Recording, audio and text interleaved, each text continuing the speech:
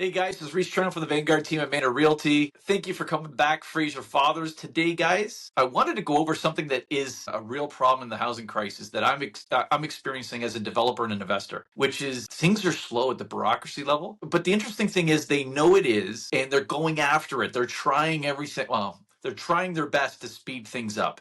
Right? But how? How are they going to get to a point where we can move fast enough to build so that we don't not just have a housing crisis, but an affordability crisis and a homeless crisis? All three of those are the same thing to me. They're the same thing. They're just, you're looking at different layers of it. So Fraser is, if you didn't watch the last video of Fraser, Fraser's the brains of the operation. He does a ton of consultation, not just in Windsor, but right across Canada. He even interned with one of the top, what do you call those? The think tanks. Thank you. One of the top think tanks in Canada. So Fraser, thank you for joining us. Yeah, thanks for having me back. So tell me, man, so the one thing that I've experienced in the last 3 years of especially change of use, which is a huge pain in the butt, where you take a commercial building and you convert it into residential. Huge pain in the butt. But back in the beginning, 2.5 years ago, 3 years ago, I remember our consultant, Jackie Lasseline, who, guys, if you want her contact information, will be below. She's excellent. She's a retired city planner, and she would be there literally itemizing. She would be literally itemizing all the time she has sent in the same document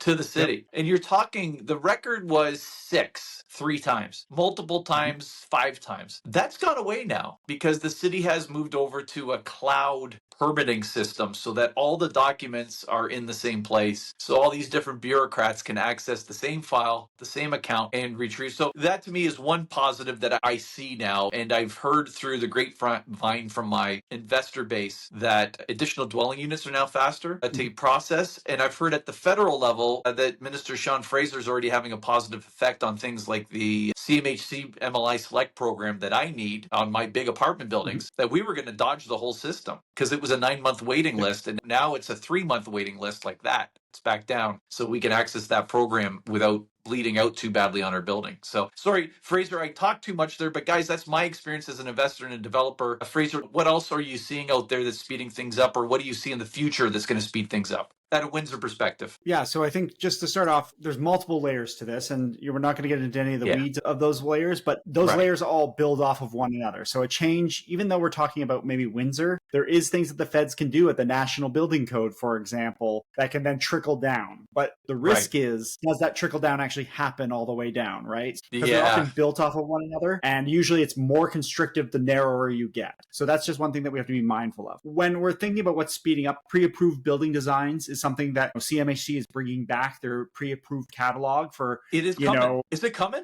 Well, the ministers announced it. They're in the process of doing it when it actually comes out and things like that. But, that will certainly speed things up, even for like single family homes and things like the war houses that you see in many communities across Canada. Houses like that, sort of 100 square foot, sort of 2,000 square foot, sort of small homes, those sort of things being pre-approved would be things like that. A lot of the conversation around as of right? And, obviously the debate around, fourplexes, the province of Ontario is already as of right allowed triplexes across the whole province. Certain cities under the Housing Accelerator Fund are going to fourplexes. Again, that removes a step in that planning process. The zoning has to be redone, and then you have to have a community meeting and all of those things that happen with those. So before you go through the rest of the list, let's talk about that really quickly, the 3 units as a right, because most people on here know that Windsor turned down 4 units as a right to take $30 million plus from the federal government.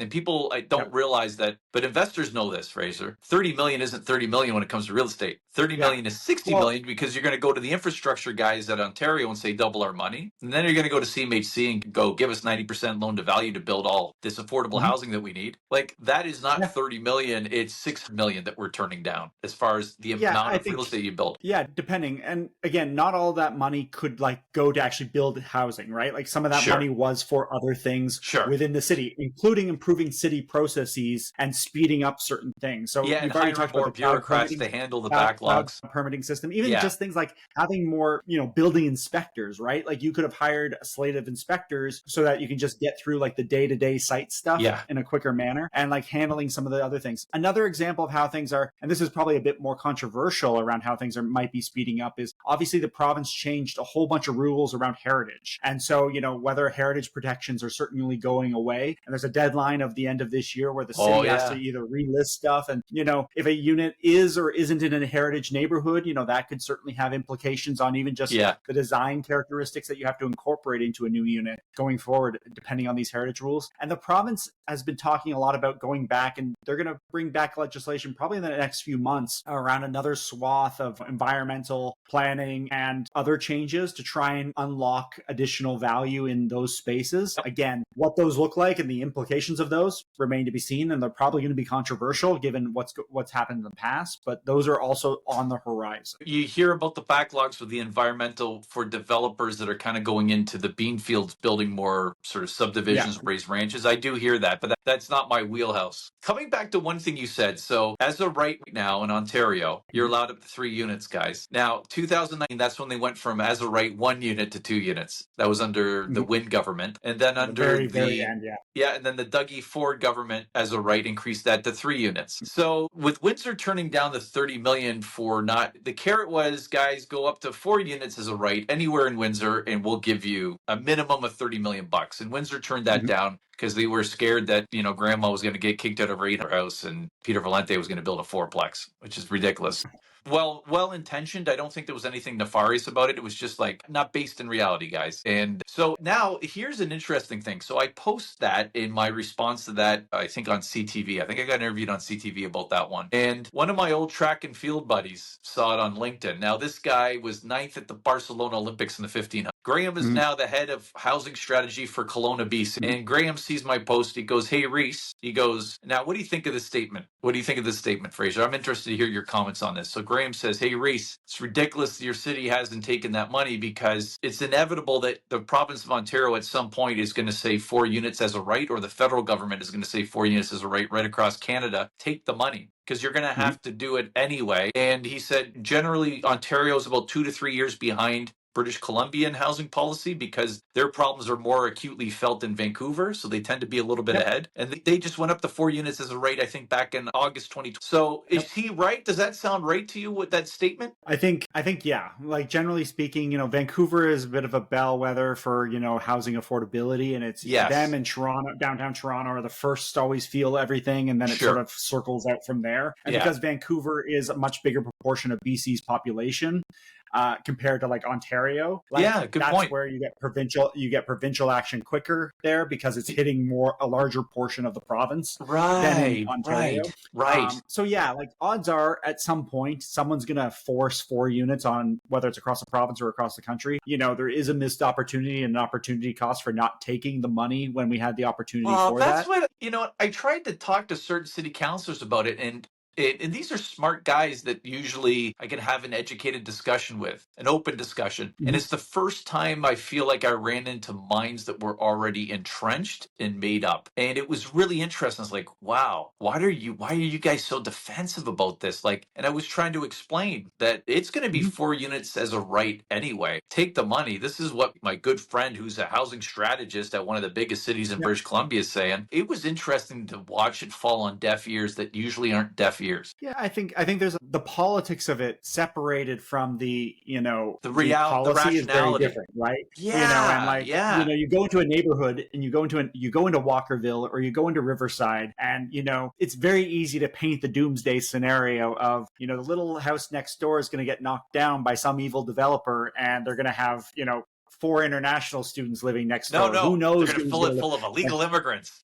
Whatever, yeah, like that is definitely something that can be done easily, right? And so there is a narrative challenge here in the housing space, right? And there is a conversation challenge where getting having those conversations and really explaining where and how we make housing affordable, and where this conversation is likely going to go is it's a bit of a generational thing, right? And so, like, people who are my age or younger in their 30s who are priced out and are still living in their parents' basements, like, those are the people who, in a couple years' time, this is going to be the number one issue for them when they go to the ballot box, and not something else. And whether that elects who that elects, I don't know. But all it takes is someone saying, "I'll make housing affordable for you," and that could drive votes in a very big way. And so it's about listening to so I hear the politicians sort of hearing the voices of their constituents to a Yeah, but the degree. And voices there that is are the loudest from their constituents are the people that already own their houses and they're in their 50s and 60s. And I I pointed agree, this but out, and again, it fell on deaf ears. I'm like, you guys are creating. the political calculus is this: the people in the 50s and 60s turn out to vote at like an 80 clip, and the I people in their know. 20s and 30s show up at a 20 or 30% clip. And so, But there are challenges there, and those yeah, challenges take some time to unwind. But getting back to like, let's speed things up, right? The yes, little please. things like ADUs,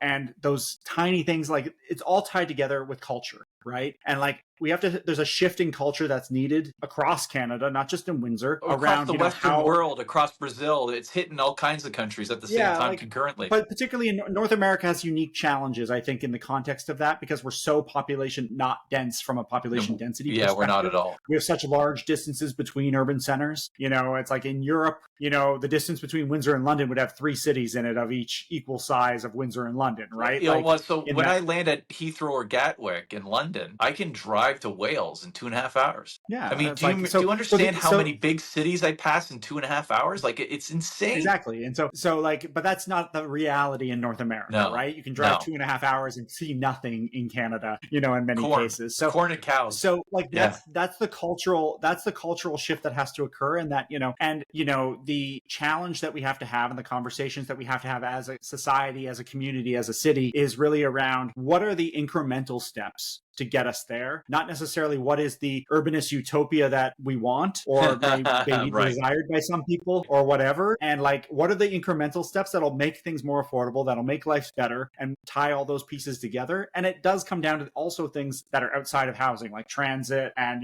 parks and amenities and schools and all those things. Like, even if you bring density to certain neighborhoods, and I live in West Windsor, and there's actually a fair bit of density in West Windsor It's not because bad of out there. the Yeah. university and the development that's around. You go down California and Sunset, Yeah. those warehouses are all now quadplexes or more. They just had to go through the old process. Where we have to get to is an acceptance of, what do we need to do in order for that to be on any street corner rather than just on a street corner within walking distance of the university. And so there's bigger sort of visionary conversations that have to happen. And those conversations, they take time to nest. They take time to, change. And then you got to take little steps and prove, like, okay, they're doing this now, and it wasn't the end of the world. And then, let that sit for a while, then do this for a little while. Now that's the end of the world. And so when the mayor would say, we've only had, 20 ADUs built or 60 ADUs built and like, 30 triplexes, I forget the exact numbers. Like, there hasn't been time for that initial examples of good development like that to occur, to overcome the one example of that one building that is a monstrosity, that is ugly, and that like ruined the neighborhood from someone's perspective. Well, I can tell you this too. I can tell you this too from a pragmatic standpoint, is my clients, the ones that we've tracked, my clients have done almost 80 ADUs in the last 12 months, roughly. Only 2 of those pulled permits. The other 78 just make sure that they're building ADUs, mostly in basements, but they build ADUs to building code, so that if the city ever says, hey, what are you doing? Oh, well, we built it to code. Oh, did you? All right, well, and then they... this would be worst case scenario, and it hasn't happened once yet. But the building inspector would say, is it to building code or not? Well, it is. So get your building permit. Okay.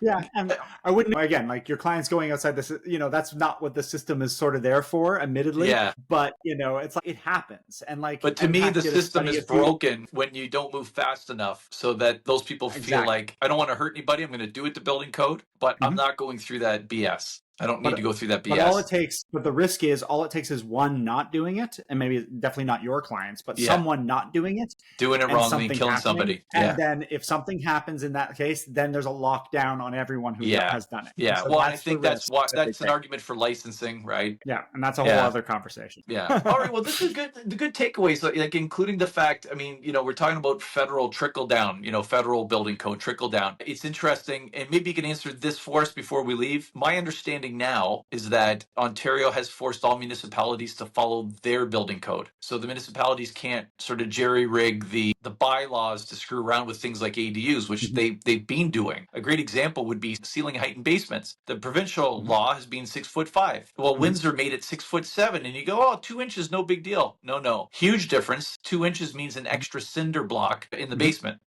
Yep. And most basements do not have that extra cinder block. They're doing that as a NIMBY tactic. And it's still, to Mhm. me, ingrained in the mentality of the bureaucracy. And it's got to get wiped out. Yeah, I agree with you. I don't know how deep that unification of code goes in some Yeah. cases. I haven't been following that super closely, but your Yeah. example rings true. Certainly, I think the challenge will be the problem, or the challenge is that's for going forward, not necessarily for what's there. And so if you're looking to put an ADU into a basement, and you don't have that cinder block, this, in many cases, you're already locked in, or unless you're grandfathered in some way, Right. you can still not be able to access those things. And so one of the challenges is like the province has unified codes going forward. And if you're about to start from scratch, now you know. Now But you're like good. if you're going in as an investor on an existing property and you show up with your tape measure and it's 65 or 6'5" and not 6'7", like you still may have challenges. You can, using, for example, heritage rules or other environmental rules like flood mitigation, for example, Yeah. where they can still put constraints in localized areas. And so, you have to be mindful of those things. And like, there's a culture change that has to occur, not just in the broader populace, but also within municipalities, also in the political circles, Yeah. where, we have to understand like what was is not what needs to be anymore. And how do we get there in a common sense way? Appreciate your time again. Thank you. No, I not a love problem, having Rhys. Great Fraser to- on, guys, because I always learn something, right? And this is what it's all about. Knowledge is power as an investor. And you guys understand that the greatest profitability is solving society's problems, right? So when we're talking about those ADUs, you're making a profit and you're increasing your profit and you're lowering your risk because you're helping the community in the best way possible, which is adding an additional dwelling unit, right? When we get those pre-approved plans for fourplexes, et cetera, and sixplexes, building those fours and sixes and creating that missing middle that cities are so desperate for, that's where your profits are going to be. That's where your risk isn't going to be. So take that away. If you're wondering why the hell you just watched this for 18 minutes, that's why you watched it, is to understand what's coming, to take advantage of it as an investor and to benefit the community that you're investing into, creating that win-win situation. Fraser, appreciate your time, buddy. No, happy to come back anytime. All right on, man.